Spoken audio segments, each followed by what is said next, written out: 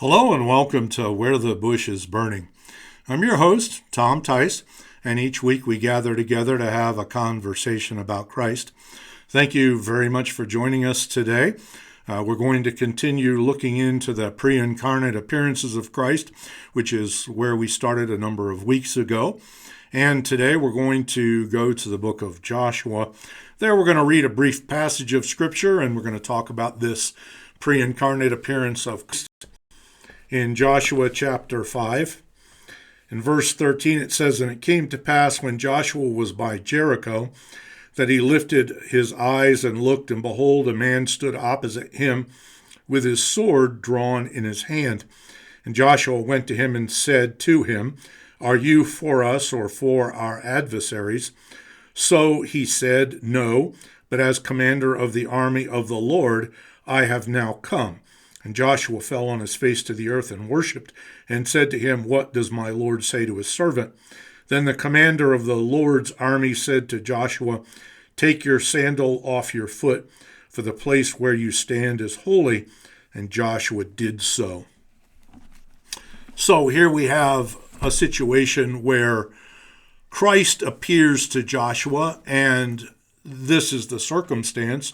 Israel had come up to the edge of the land, and they had crossed the Jordan into the land of Canaan, which God told them they were to do, and told them that they were to go in and possess this land.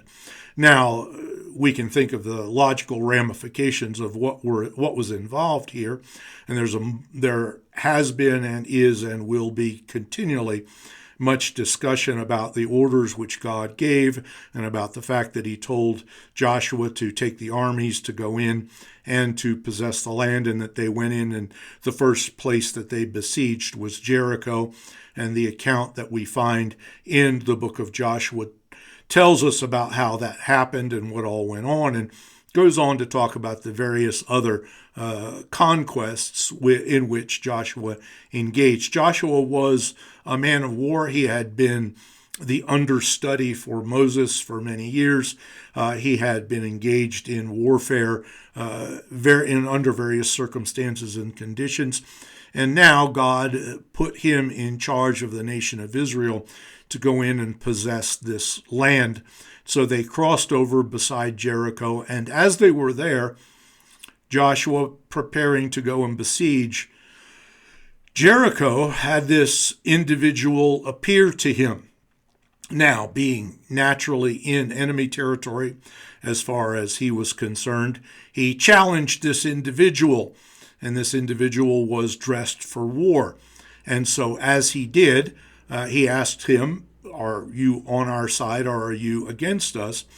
And Christ, as the captain of the Lord's hosts, said to him, I have come as the captain of the Lord's hosts, or as the commander of the Lord's hosts.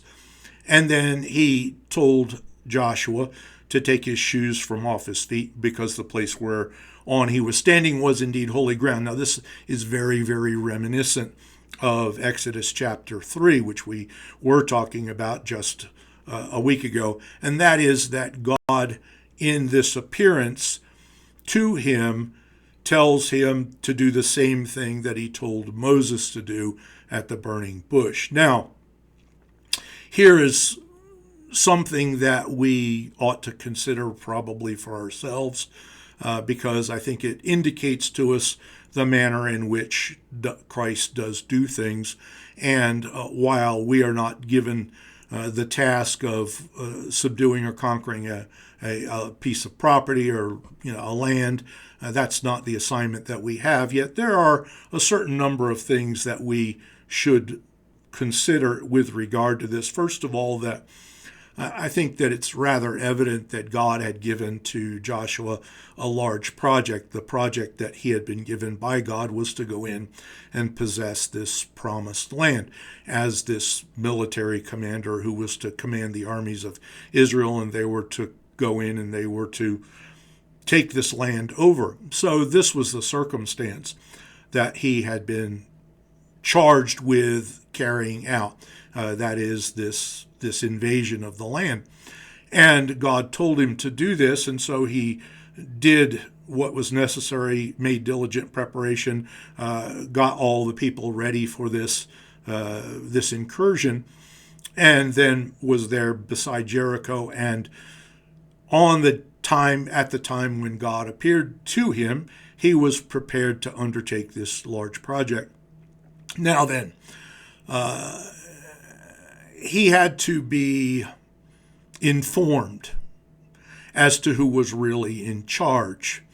I was talking to someone recently about this Christophany, and his comment was that when Christ appeared in this situation and Joshua challenged him as to whose side he was on, the response really runs along the lines of, I did not come to take sides, I came to take charge, or I came to take over. So in this situation, Joshua has this project. The project is to possess the land, but Christ is the one who is going to be his commander, if you will. Christ is going to be the one who's going to lead him. Christ is going to be the one who's there to make sure that they are successful. So in this particular context, Joshua has had this project entrusted to him, and now he is preparing to carry it out. But Christ steps in to explain to him, yeah, I am here to be the commander to make sure that this project is successful. So it's very interesting as to how this happens.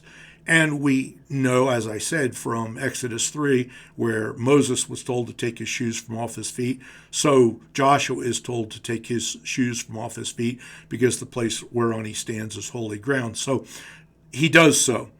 Well, what do we gather from this as far as what might be possibly useful for us? Well, one of the things I think we should gather is that each of us has a particular project that God has for us. Now, the project may be, in the case of some of us, larger, or in the case of others of us, smaller. We don't choose the size of the project which God has for us, but the fact is he's fit and fashioned us for that particular thing, whatever it is that he has for us to do. And he reveals that to us in due course of time. It was over a period of time that he revealed this intention to Joshua. So it doesn't always come in a rush, but in this particular case, Joshua was well aware that he had this project before him to go in and possess the land. And then God appeared to him. So through the means whereby Christ communicates to us, he makes it clear to us what the project is that we are to undertake. And then he reveals himself to us as the one who is there not to take our side or to take someone else's side, but to guarantee that the will of God is done and that his purposes are accomplished, and to be there to guarantee the success of the operation. Well, this happens to us. We may have a project which he assigns to us, and we are not sure how we're going to succeed at it. We make diligent preparation to accomplish whatever it is he's given us to do. And then he steps in by the means whereby he is able to reveal himself to us, and he shows us what we should do and how we should accomplish it, and is there not so much to take our side as to guarantee that the will of God is ultimately performed, and uses us to that end and to that purpose. Now, in the day in which we live, we don't so much have these appearances as we see occurring in the case of Joshua, and yet God does make it clear to us what he has for us to do. He puts it in front of us, and he brings us to it, and he declares himself as to be one who is going to make sure that the will of God is performed and that the promises of God are fulfilled. And so we take it from that we are to go on and step forward and do whatever it is that he has assigned us to do. And This is a very encouraging thing in many respects, because if God has given me a project, and it's a large project, whatever it happens to be, and I feel that I'm perhaps incapable or unable to accomplish it, He brings me the assurances from His Word by the power of the Holy Spirit to make clear to me that there are things that He wants me to do, and how He wants me to do them, and when He wants me to do them. And He accomplishes, and He makes it clear that He's here to make sure that the will of God is accomplished. So I can take some encouragement from this. That is, while I may not have the kind of project before me that Joshua did, I have something that He has for me to do. And as I step out to do it, He gives me His comfort. He gives me His assurances. He gives me His backing, if you will, to make sure that the will of God, as He has assigned it to me, is ultimately accomplished. So I can take some encouragement from that. I can encourage myself that He is willing to communicate to me. He has something for me to do. What He has for me to do is important to Him, and it is important to Him that what He has for me to accomplish does actually come to pass. And so He gives me these assurances, whatever they happen to be, that I need most in order for me to be able and willing to step forward fearlessly and to accomplish whatever job He has given me to do. So today, as we consider this, I trust that you will consider it. Consider that God has something for you very specifically to do. He will reveal it to you in due course of time, and He will give you the assurances as He's capable of doing, that you will go on to accomplish the will of God. It will ultimately come to pass, and everything that He has declared shall come to be, because God has foreordained whatsoever comes to pass. And we are His instruments, and we are His tools, and we are the ones that He has assigned to do particular things. So I trust that today that is a thought for you to dwell on, that God does have something for you to do, that He will reveal it to you in due course of time. In this particular case, He revealed it to Joshua in a rather remarkable way, that he was there to make sure that the will of God was accomplished, and that He was indeed going to use Joshua to fulfill that, but that He was there to guarantee the success of the project. So today I want you to consider that these things do, in a larger sense, apply to all of us who follow God. God will reveal Himself to us. He will show us what He wants us to do, and He will guarantee that what He has foreordained shall infallibly come to pass, whatever role we have to play in that ourselves. So that's our conversation about Christ today. I hope that you will find it useful. If you do, then great. Please like and subscribe. You can get our devotional at hopeharbor.church. It comes out there every day. It also comes out at Where the Bush is Burning on Substack. So if you get a reader's account, you can get that. This video will be on Substack, and it will be on Where the Bush is Burning on YouTube. And then also, if you would like to get the audio that we put up once a week, that comes at hopeharbor.church as well. So please feel free to do that.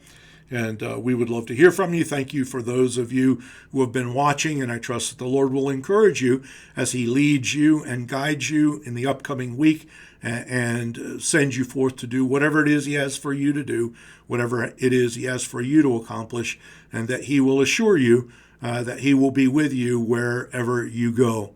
Thank you once again for joining us here at Where the Bush is Burning. Please join us again as we have another conversation about Christ.